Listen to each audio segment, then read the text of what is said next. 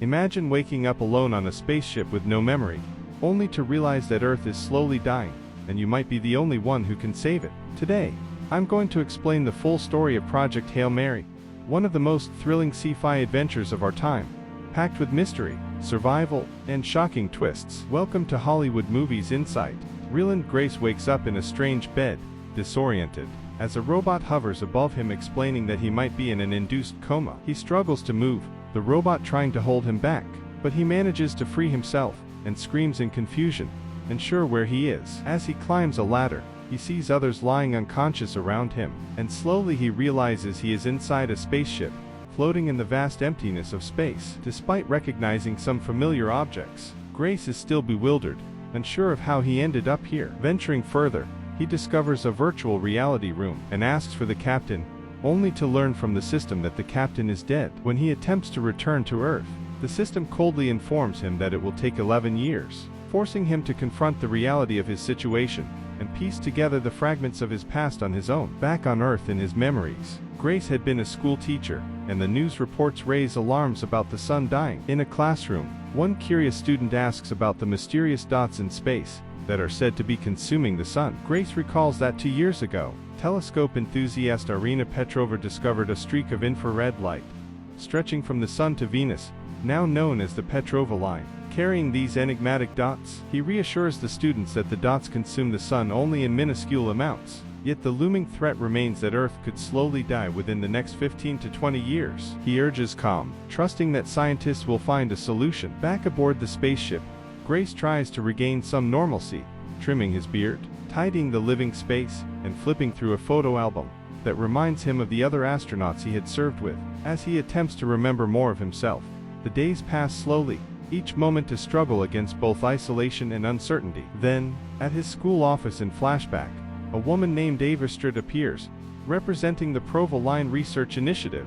She presents a long-forgotten thesis Grace had written on the inessentiality of water for possible alien life forms. Grace recalls being fired for this controversial work, and initially attempts to leave, but Ava insists they need his expertise to study the mysterious space-dwelling organisms known as astrophages. Escorted by Ava's security officer, Carl, Grace is brought to the research center, suited up alongside other scientists eager to study these strange organisms. At first, his attempts to analyze the astrophages are frustratingly inconclusive, and despite everyone's exhaustion, Grace persists, eventually discovering that each astrophage is a single cell. The breakthrough excites the team, though the first cell dies, leaving Grace momentarily disappointed. Further study reveals that the astrophages are composed of oxygen, hydrogen, and carbon, and Ava confirms that they feed on the sun's energy, though their connection to Venus remains a mystery. She leaves him 3 astrophages for ongoing research, encouraging him to continue, while Carl keeps a watchful eye. Through experimentation, Grace discovers that creating the right environment of carbon and heat allows the astrophages to reproduce. His success is shared with Ava, who is aboard a Navy ship, and the research team applauds his breakthrough. When asked how long it would take to produce 2 million kilograms of astrophages, Grace is initially puzzled, unaware of the mission's full scope. Ava then appoints him as the head of Project Hail Mary, revealing that not only the sun but neighboring stars are dying as well, except for one, Tau Ceti, located 11.9 light-years away. The plan is audacious: build a spaceship to investigate and find a solution, knowing that the astronauts will not survive the return journey. The only hope for life on Earth lies in their success. As Grace prepares aboard the ship, he gives memorials to the deceased astronauts, confronting the reality of the mission and letting go of the past. While resting in the virtual reality room, a sudden countdown begins and gravity is lost. Grace witnesses objects ejecting from the ship and identifies Tau Ceti nearby. He observes a strange obstruction along the Provo line, and detects a massive, alien ship approaching. In a tense sequence, he maneuvers to avoid collisions as the alien ship looms, hurling unknown objects toward his vessel. Following the system's advice, Grace dons his spacesuit and ventures outside, struggling against zero gravity to secure one of the mysterious objects. Upon examining it, he realizes it contains alien technology, a complex array of antennas, though its purpose remains unclear. Soon, a series of long poles extend from the alien ship to his, connecting the 2 ships through a mysterious glass barrier. Grace opens his bay door, and sees a tunnel forming all around him, setting the stage for discoveries that defy everything he thought he knew about life in the universe. Grace walks carefully into the strange tunnel, feeling the unfamiliar textures beneath his hands, and stumbles across a block. Hesitant but curious, he taps on it, only to be startled by something terrifying. Taking a moment to calm himself, he notices a rock-like arm tapping against the glass, forming a human-shaped replica along with a model of his ship. The figure seems to try to communicate, urging him to return to his ship. Grace obeys, and as he moves, the tunnel disconnects, leaving the ship to drift before reconnecting to another bay door. He gathers his instruments and carefully depressurizes the ship, stepping outside to face a massive glass barrier. Suddenly, the alien reveals itself in its full form, crawling with a spider-like motion and pressing against the glass, startling Grace. But as he watches, he realizes it is only mimicking him. Every gesture, even his laugh, is copied. He inspects its body, searching for a face, but finds none. The alien points toward the object previously thrown at his ship, trying to communicate. Grace brings it over, and after several attempts, he understands that it wants him to remove his helmet. Hesitant at first, he notices the indication of oxygen from the object, takes a deep breath, and finds he can breathe perfectly. With newfound trust, he returns to the ship and inspects the other object, realizing it is the Proval line. Gradually, he begins to communicate with the alien, whom he names Rocky. Using objects and simple signs, Grace teaches Rocky numbers, thumbs up, and other gestures, though Rocky occasionally imitates incorrectly, showing thumbs down. They study clocks, computers, and even the Astrophage. As Rocky reacts with disapproval, calling it bad, Rocky shares that he is alone now. His 23 crew members all died. He explains that their mission is the same, to save the stars, and the two seal their trust with a fist bump. As they plan, Grace shares details about himself, while Rocky asks questions about his purpose in space. Grace assigns him a voiceover to help track events. If you're enjoying this video so far, don't forget to like, comment, and share, and make sure to subscribe to the channel. Let's try to hit 10,000 likes together. And together they examine several objects, yet Rocky seems confused about why Grace reads text constantly. That night, Grace decides to sleep, but Rocky insists on staying close, fearing he will die like his crew did. Grace lies beside him, feeling absurd, yet finds comfort in his presence and drifts off.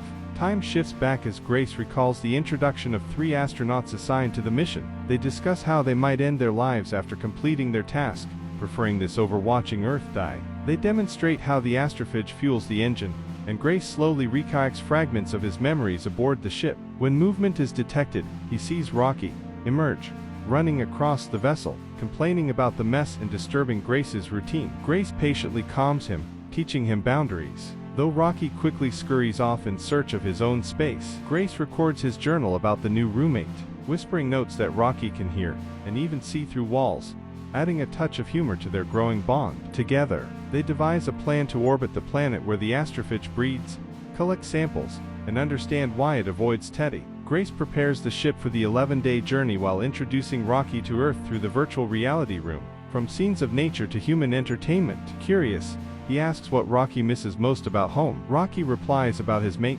producing a long, melodic sound wave as a name. Grace finds it beautiful, then inquires if Rocky has any other companions. Rocky admits that he used to be the one left behind, agreeing with Grace's earlier thoughts. Grace probes further about the duration of Rocky's partnership, learning it lasted 186.3 years. Grace remembers the Navy port, scientists, and astronauts, and later meets with Ava, who reflects on the bittersweet happiness of people knowing their planet may die. She confidently remarks, "God willing," when Grace questions their chances of success. Back at the party, life continues with joy, interrupted when Ava grabs a microphone and sings, "Sign of the Times," capturing everyone's attention. Returning to the present, Grace and Rocky arrive at the planet for the first time. Grace suggests they can name it, but Rocky humorously proposes, "Medium rough texture circle planet." Grace insists on a more personal name, honoring Rocky's partner, and settles on Audrey, which Rocky happily approves. Grace collects samples and compares them with the Earth Astrophage,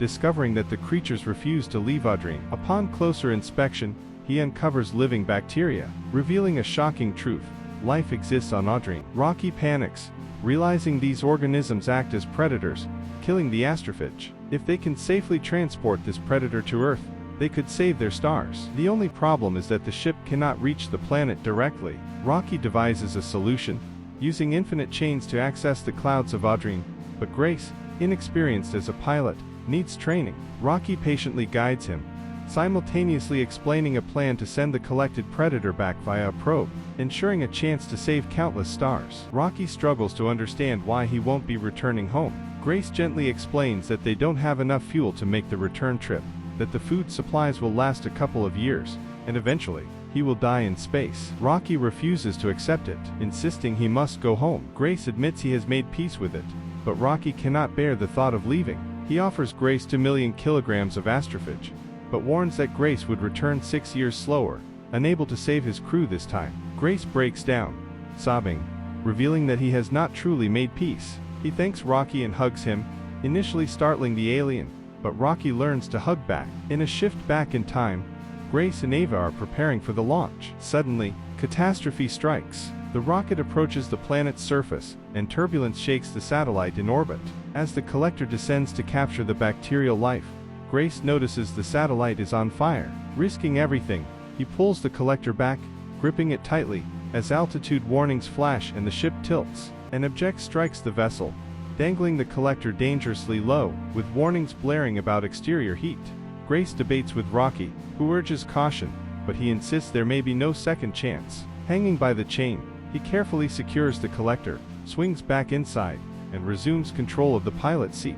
The satellite moves, the hull pressure alarms blaring. A fuel tank develops a hole, forcing him to eject it, knocking him unconscious. Rocky breaks free from his shell, rescuing Grace and placing an oxygen mask over him, though he himself begins to weaken. Back in the past, one of the astronauts dies in the explosion, leaving the mission in urgent need of a replacement. Everyone looks to Grace. He protests, claiming he is not an astronaut, but Ava insists they need an expert in astrophage, and he is the only one mission ready. Overwhelmed and frightened, Grace is given 3 hours to decide. He wakes aboard the spaceship, finding Rocky missing. Following a trail of carbon, he discovers him slowly dying. Grace journals his despair, feeling his work is complete, and then sees Rocky's message. Using the bacterial samples, Grace tests how they destroy astrophage successfully. He continues to scold Rocky in his journal for giving up too soon, then falls asleep, only to awaken to Rocky tapping beside him. Overjoyed, Grace hugs him, and together they celebrate their success, enjoying a virtual reality room and sharing gifts, including a sponge Earth toy. Curiosity leads Grace to explore the ship, donning his glass suit. Inside, he is surrounded by transparent rays, a beautiful, alien spectacle he cannot fully comprehend. Flashing back again, Grace recalls his meeting with Ava, expressing his fear and inability to commit to the mission. Ava insists he must understand the consequences of failure. A doctor enters, confirming that Grace will be remembered as a hero. Attempts to flee are futile. He is surrounded and rendered unconscious. Awakening aboard the spaceship, he remembers everything clearly. Preparing to return home, he bids a heartfelt farewell to Rocky, who responds with a sign of friendship. Grace cuts the connector, sending the spaceship away, their thumbs up signaling mutual trust. The system alerts him that the journey to Earth will take for years. Grace dreams of past moments, then awakens to a "contempt detected" warning. Examining the ship, he discovers a leak caused by the bacteria consuming the xenonites of the hull. Realizing Rocky's life is in jeopardy, he calculates his options: return home or save Rocky. Choosing to save his friend, he packs all findings and journals, sending them to Earth, and heads toward Rocky's ship. He finds it, banging desperately against the massive glass barrier until Rocky appears, and they embrace. On Earth, Ava receives Grace's journals and a small gift, witnessing the completion of the mission. Later, Grace awakens to an alarm, signaling the habitat set up on Rocky's planet. Rocky knocks, and together they go to the beach. Rocky reveals that scientists have arranged for his ship to journey home, though he may choose to remain. Grace embraces his new role as a teacher, mentoring the young Rockies. And that concludes the full recap of 2026 sci-fi adventure, Project Hail Mary. Thank you for watching. If you liked this explanation, please give it a thumbs up, share your thoughts in the comments, and subscribe for more movie breakdowns. Your support helps us bring you even more exciting content.